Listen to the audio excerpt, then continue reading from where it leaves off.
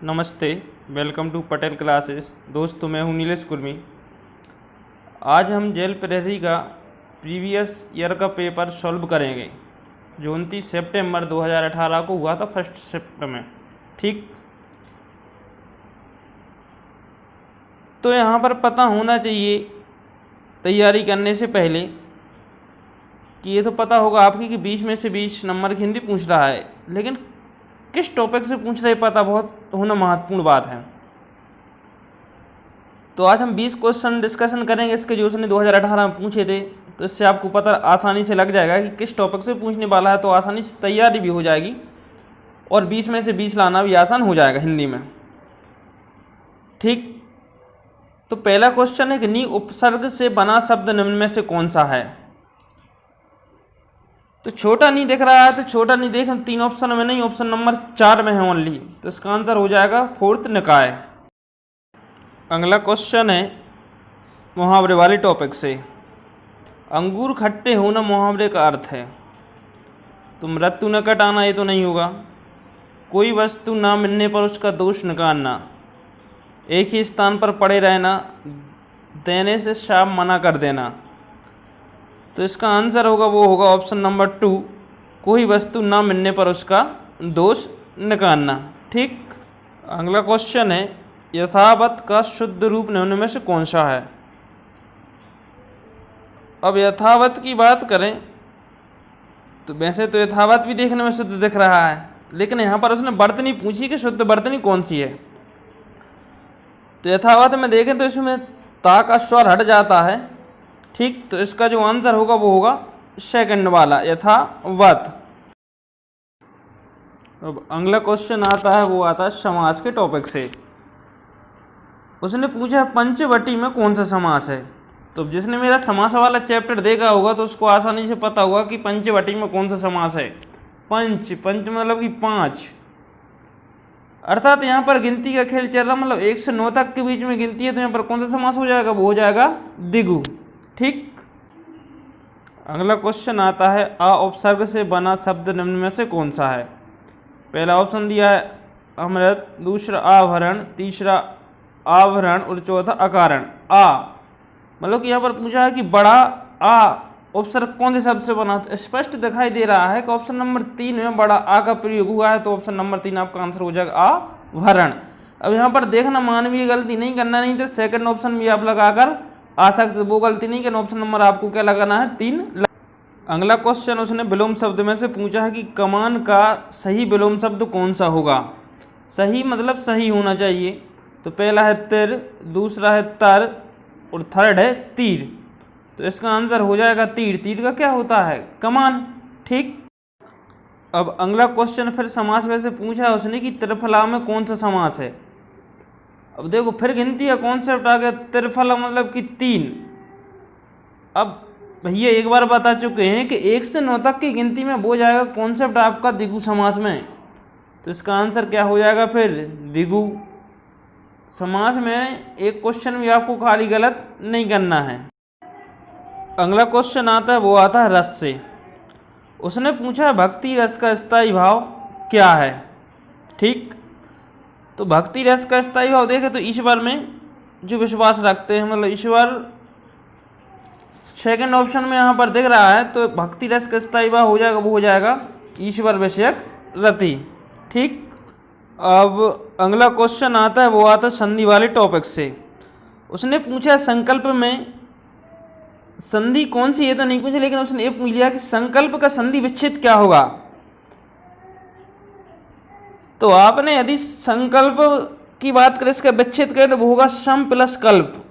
अब यहाँ पर देख लेना कि सम प्लस कल्प, अरे इसमें ऐसा है कि एक सम उसने पूरा दिया और एक आधा दिया है, इसमें है व्यंजन संधि, तो इसका जो आंसर जाएगा वो जाएगा आपका फर्स्ट वाला। ठीक, अब अगला क्वेश्चन यहाँ पर फिर संधि से उसने पूछ लिया है कि किंकर में कौन सी संधि है। यहाँ पर संधि का टॉपिक देखें तो सबसे पॉपुलर है, वो सबसे ज़्यादा क्वेश्चन पूछ रहा है। तो यहाँ पर आपको समझ में नहीं आ पाता, डिस्क्रिप्शन में संधि वाली लिंक दिए, तो वहाँ पर संधि वाला चैप्टर आप पूरा देख सकते हैं।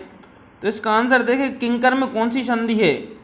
तो इसमें संधि की बात करते हैं, इसमें व्यंजन संधि ही जाएगी, और इसका विच्छेद देखें तो इसका विच्छेद जाएगा किम प्लस कर, फिर वही कहानी आ गई कि आधा किम या पूरा किम, तो आधा ही किम जाएगा, जिसमें से माँ में से क्या हट जाएगा, स्वर हट जाएगा। तो मतलब किस में हटा है, वो हटा ऑप्शन नंबर 4 में। तो इसका आंसर क्या हो जाएगा, ऑप्शन नंबर 4 किम प्लस कर। ठीक, अब अगला क्वेश्चन फिर आया, उसने पूछा है कि इसमें निम्न में से शुद्ध कौन सा, मतलब शुद्ध वर्तनी पूछी, उसने दिया है एक शब्द लक्षण। कॉमन सी बात है कि इसका शुद्ध रूप बताना है, तो आप बता सकते हैं आराम से कि लक्षण इसका क्या हो जाएगा, शुद्ध रूप, आने की ऑप्शन नंबर ए। अब अगला क्वेश्चन है वो है, जो बाद में अधिकारी बने के लिए एक शब्द निम्न में से कौन सा है। मतलब कौन से टॉपिक से पूछ रहा है, वो पूछ रहा है कि अनेक शब्दों का एक शब्द। ठीक, तो यहाँ से पूछ रहा है, तो जो बाद में अधिकारी बने इसके लिए एक शब्द बताना है, तो क्या होगा, उत्तराधिकारी। उत्तराधिकारी की बात करें तो एक में लिखा है उत्तराधिकारी और एक में लिखा है उत्तराधिकारी, तो जो इसका आंसर होगा वो होगा ऑप्शन नंबर 3।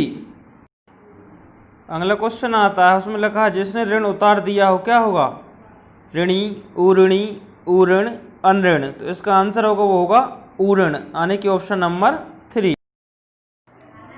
आपका अगला क्वेश्चन है, कामदेव के लिए सही पर्यायवाची वाले शब्दों की पंक्ति को चुने। तो पहले ऑप्शन में दिया है अनंग, मर्दन, मनोज, ये तो नहीं होगा। सेकंड में दिया है अनंग, मादन, मनोज, ये भी नहीं होगा। ऑप्शन नंबर 3 में दिया है अनंग, मदन, मनोज, ये आपका आंसर हो जाएगा, यानी कि ऑप्शन नंबर 3। ठीक, अगला क्वेश्चन आपका आता है, भोहनी त्रासती मुख नटती, आँखनी सो लपटाती, ऐची छुड़ावती ईंच कर आंगे आवती जात, निम्न में से कौन सा रस, यानी उसने रस वाले टॉपिक से रिपीट क्वेश्चन कर दिया है। तो शांत रस तो होगा नहीं, यहाँ पर भक्ति रस, वात्सल रस, श्रृंगार रस। देखें तो यहाँ पर श्रृंगार रस की बात चल रही है, तो इसका आंसर होगा वो होगा ऑप्शन नंबर 4 श्रृंगार रस। अगला क्वेश्चन है, घर के लिए सही पर्यायवाची शब्द वालों पंक्ति को चुनना है। तो देखें तो पर्यायवाची वाला टॉपिक फिर से रिपीट हुआ है यहाँ पर, उसने पूछा घर के लिए सही पर्यायवाची बताना है। तो घर का सही पर्यायवाची है वो ऑप्शन नंबर 2 में सदन, निकेतन, गेहे। ठीक, अगला क्वेश्चन आता है वो आता है प्रत्यय वाले टॉपिक से। उसने पूछा है अंत प्रत्यय से बना शब्द कौन सा है।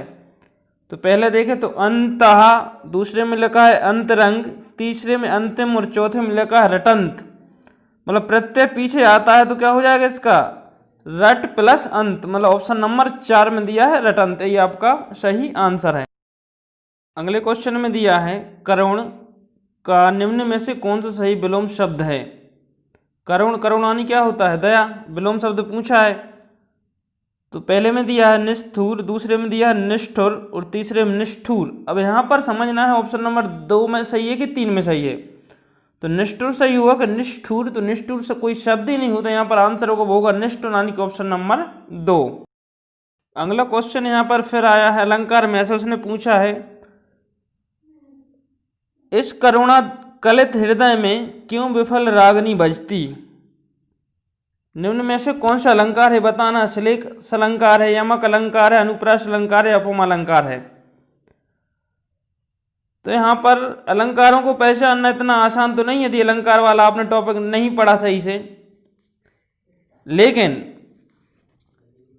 ऑप्शन के दम पर आप यहाँ पर अलंकार वाला क्वेश्चन सही कर सकते हैं कि श्लेष अलंकार तो नहीं होगा, क्यों श्लेष का अर्थ होता है चिपकने, यहाँ पर कोई चिपकने वाली बात ही नहीं हो रही। यमक, यमक भी नहीं होगा। यहाँ पर ऑप्शन नंबर 3 देखे तो अनुप्रास अलंकार इसका आंसर हो जाएगा। ठीक, यहाँ पर क्या है, पुनरावृत्ति वाली बात हो रही है। अगला क्वेश्चन यहाँ पर फिर से अलंकार वाले टॉपिक से आया, उसने दिया है दखी दोपहरी घाम की चाहो चाहे छाएं में कौन सा अलंकार है। यहाँ पर देखें तो वर्णों की पुनरावृत्ति हो रही, जब भी पुनरावृत्ति होती है तो वहाँ पर दोस्तों कौन सा अलंकार होता है, पिछले क्वेश्चन में बताया था मैंने कौन सा होगा, अनुप्रास अलंकार, आने की ऑप्शन नंबर 3। ये आपका प्रीवियस का पेपर सॉल्व हुआ, आशा करते हैं आपको समझ में आया होगा दोस्तों। तो वाइस शेयर, लाइक और सब्सक्राइब करना ना भूलें। Thank you.